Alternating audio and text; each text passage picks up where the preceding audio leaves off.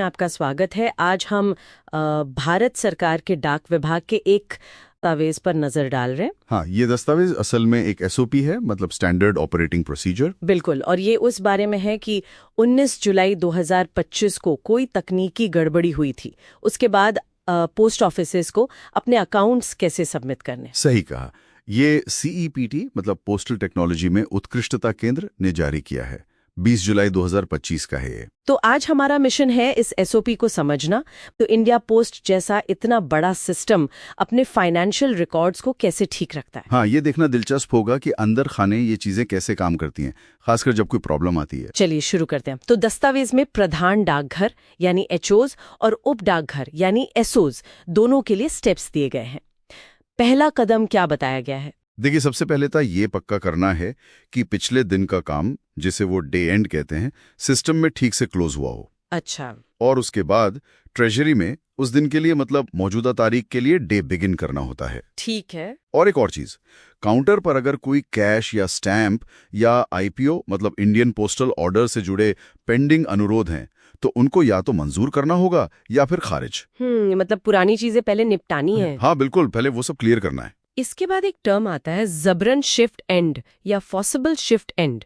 ये सुनने में थोड़ा गंभीर सा लगता है, ये क्या है? हाँ, ये वो प्रक्रिया है जो तब इस्तेमाल होती है जब कोई काउंटर क्लर्क अपना अकाउंट सिस्टम में सबमिट नहीं कर पाता है, शायद उसी तकनीकी गड़बड़ी की वजह से जो 19 तारीख को हुई थी। अच्छा, तो फिर सुपरवाइजर को बीच में आना पड़ता है। उन्हें मैनुअली कई काम करने होते हैं। जैसे पहले अकाउंट जनरेट करना, फिर उसका स्टेटस जांचना, अगर जरूरत लगे तो काउंटर से ट्रेजरी में कैश मैनुअल ट्रांसफर करना।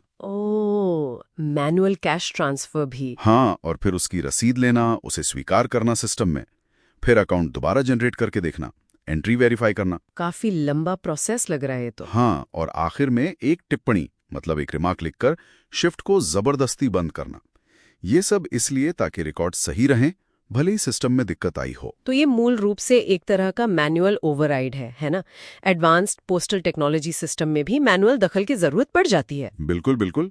ये दिखाता है कि सिस्टम चाहे कितना भी एडवांस्ड हो, खासकर जब कैश जैसी फिजिकल चीजें शामिल हो, तो एक मैनुअल बैकअप और इंसानी निगरानी जरूरी है।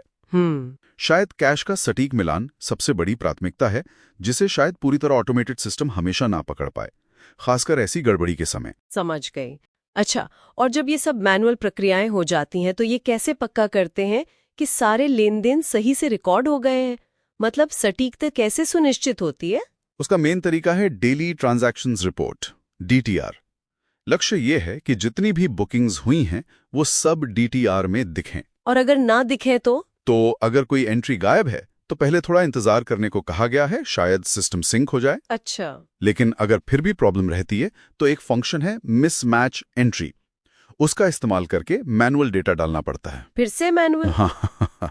आखिर में बस ये देखना है कि हाथ में जो कैश है और डीटीआर में जो बैलेंस दिख रहा है वो मैच हो जाए। ठीक है, ये तो हुई एचओ और एसओ की बात।